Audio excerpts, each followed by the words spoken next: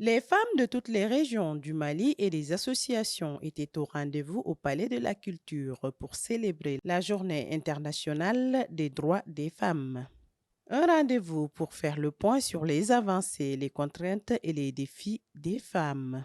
Permettez-moi de rappeler quelques documents et structures stratégiques qui témoignent de l'engagement du Mali et dont la mise en œuvre a amélioré sensiblement les conditions des femmes, tant dans le domaine politique, social, juridique qu'économique. Il s'agit, entre autres, de la Constitution du 22 juillet 2023, du cadre stratégique pour la refondation de l'État, de la politique nationale genre, de la loi numéro 2015-052 du 18 décembre 2015 instituant des mesures pour promouvoir le genre dans l'accès aux fonctions nominatives et électives et son décret d'application. De la stratégie nationale holistique de lutte contre les violences basées sur le genre, du fonds d'appui à l'autonomisation de la femme et à l'épanouissement de l'enfant, des one-stop centers pour la prise en charge holistique des victimes de violences basées sur le genre, du projet d'appui à l'autonomisation de la femme dans la filière qualité.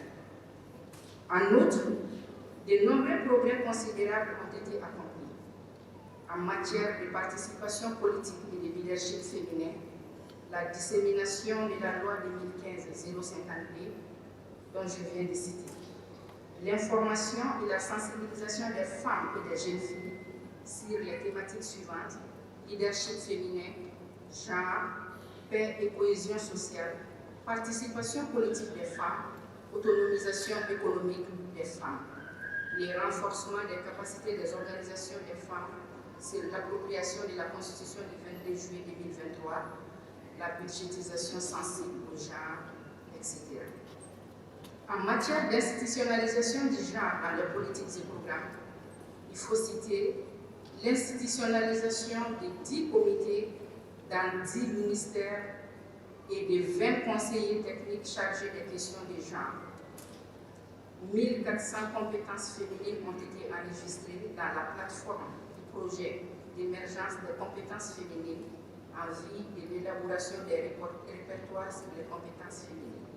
Une base de données sur la promotion du genre dans l'accès aux fonctions nominatives et électives des services publics a été mise en place.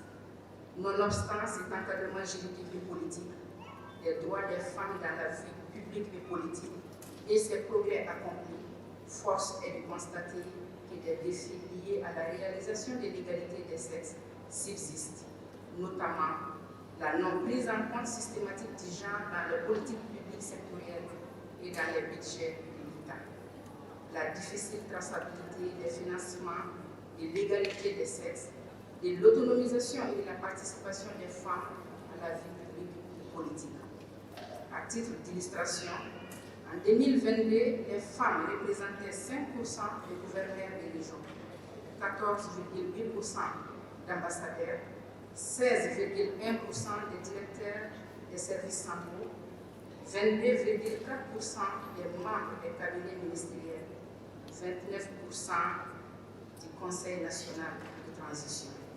Excellences, Monsieur le Président de la transition, chef de l'État, honorables invités, Mesdames et Messieurs, bien que de nombreux facteurs socio-culturels, économiques et politiques laissent peu de chances aux femmes d'émerger, de faire valoir leur potentiel, les femmes restent engagées et très actives dans les mouvements des organisations de la société civile et dans les secteurs privés, éducation, santé, agriculture, autonomisation, entrepreneuriat, leadership féminin, finance, technologie de l'information et de la communication, prévention et gestion des crises. Le thème national de cette journée des droits des femmes est concentré à la représentativité des femmes à la vie publique et politique, enjeux, défis et perspectives. Ce thème, choisi par le Mali, cadre parfaitement avec les objectifs fixés par cette feuille de route. Tous les agences, fonds et programmes des Nations Unies présents au Mali, ces dispositions constituent des garanties et une motivation renforcée pour continuer à soutenir le gouvernement dans ses efforts en vue de l'atteinte des objectifs du développement durable, donc l'ODD 5, qui vise notamment l'autonomisation des femmes et filles. Ces appuis des partenaires au développement sont importants pour appuyer le Mali dans sa quête de relever les défis pour l'épanouissement des filles et des femmes.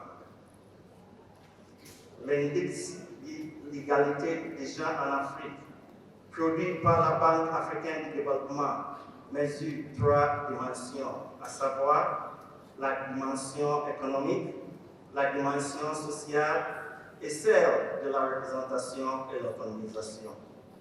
Nous avons donc la responsabilité commune de contribuer aux efforts du gouvernement pour réduire les inégalités. Le système des Nations Unies encourage le gouvernement du Mali à poursuivre ses efforts pour l'avancement de la condition des femmes, à renforcer l'impact de l'action publique. Excellences, Monsieur le Président de la Transition, chef de l'État. Enfin, je tiens à souligner que les différents processus de planification en cours pour l'élaboration de nouveaux cadres de coopération entre les Nations Unies et le gouvernement du Mali, ainsi que des programmes pays des agences, fonds et programmes présents au Mali pour la période 2025-2029, témoignent de notre volonté de continuer à travailler en appui au gouvernement malien et à son peuple. Cette édition 2024 est mise à profit par son Excellence le colonel Assimi Goïta, président de la transition, pour souligner l'importance de la place de la femme dans la société et dans les postes de responsabilité. Pendant la transition, la participation des femmes dans la vie politique et sociale est cruciale. C'est la deuxième fois qu'une femme est élue conseillère diplomatique. Dans les ministères, quand 2 hommes sont élus, le troisième est forcément une femme.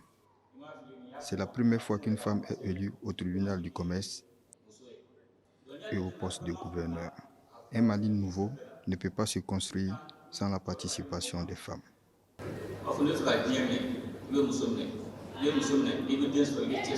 À noter que les femmes des régions du Mali ont marqué leur présence par un défilé.